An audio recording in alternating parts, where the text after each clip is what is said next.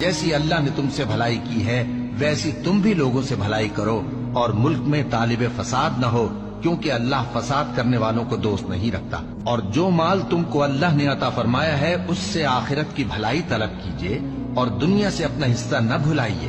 ہم تم کو آسان طریقے کی توفیق دیں گے، سو جہاں تک نصیحت کے نافع ہونے کی امید ہو نصیحت کرتے رہو۔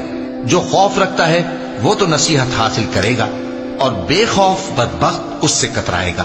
جو بڑی تیز آگ میں داخل ہوگا پھر وہاں نہ مرے گا اور نہ جیے گا۔ اور نماز نہ بلند آواز سے پڑھو اور نہ آہستہ، بلکہ اس کے بیچ کا طریقہ اختیار کرو، اور کہو کہ سب تعریف اللہ ہی کو ہے، جس نے نہ تو کسی کو بیٹا بنایا ہے اور نہ اس کی بادشاہی میں کوئی شریک ہے، اور نہ اس وجہ سے کہ وہ عاجز و ناتواں ہے کوئی اس کا مددگار ہے، اور اس کو بڑا جان کر اس کی بڑائی کرتے رہو۔ یہی تو ہے جو ماں کے پیٹ میں جیسی چاہتا ہے تمہاری صورتیں بناتا ہے، اس غالب حکمت والے کے سوا کوئی عبادت کے لائق نہیں۔